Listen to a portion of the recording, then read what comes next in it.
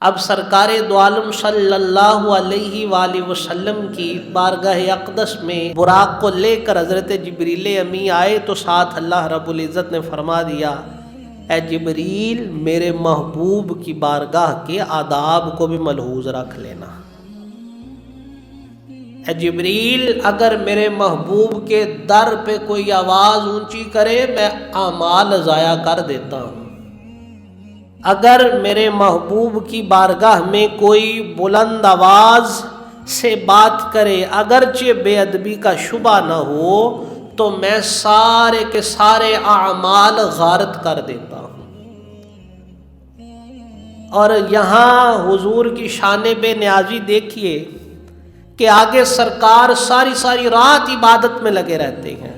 خود اللہ رب العزت ارشاد فرماتے ہیں، یا ایھا المزمل قم اللیل الا قلیلا، اے چادر اوڑھ کے راتوں کے پچھلے پہر میری بارگاہ میں حاضر ہونے والے، قم اللیل الا قلیلا، اپنے راتوں کے قیام کو کم کر دیجئے، اپنی عبادت کو کم کر دیجئے۔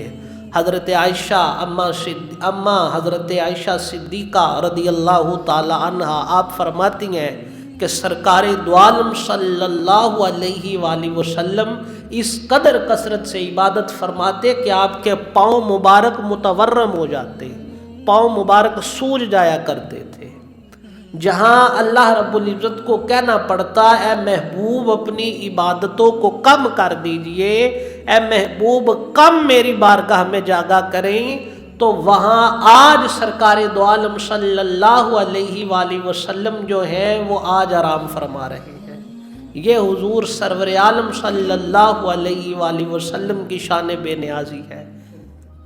اور اللہ رب العزت نے بھی حضرت جبریل سے فرمایا، جبریل جاؤ، میرا پیارا محبوب آج مزمل کی چادر اوڑھ کے لیٹا ہوا ہے، جاؤ اور جا کے میرے محبوب کو میری بارگاہ میں لے کے آؤ۔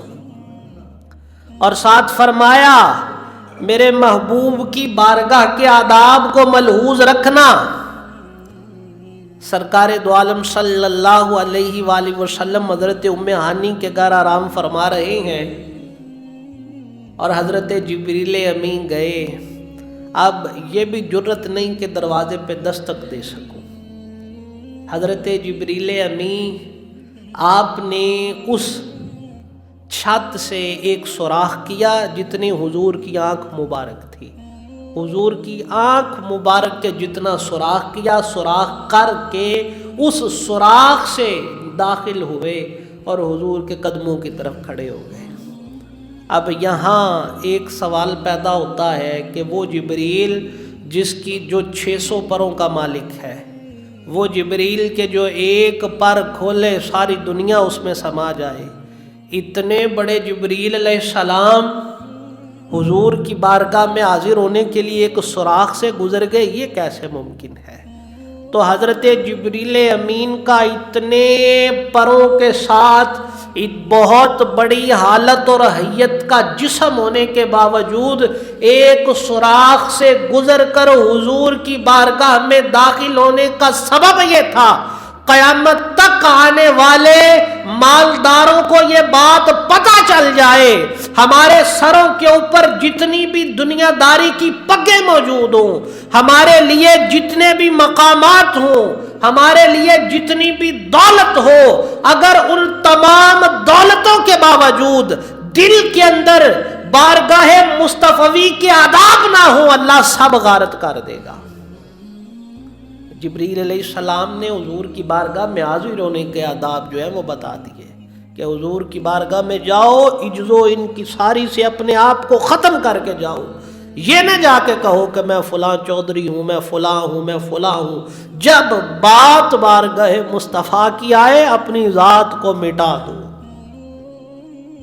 مٹا دے اپنی ہستی کو، اگر کچھ مرتبہ چاہے مٹا دے اپنی ہستی کو، اگر کچھ مرتبہ چاہے کہ دانہ خاک میں مل کر گل و گلزار بنتا ہے۔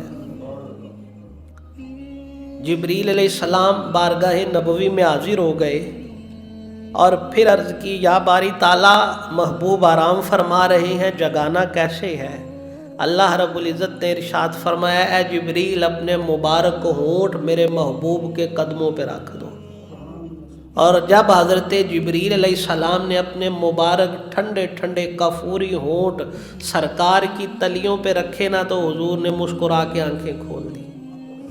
سرکار دو عالم صلی اللہ علیہ وآلہ وسلم نے آنکھیں کھول دی۔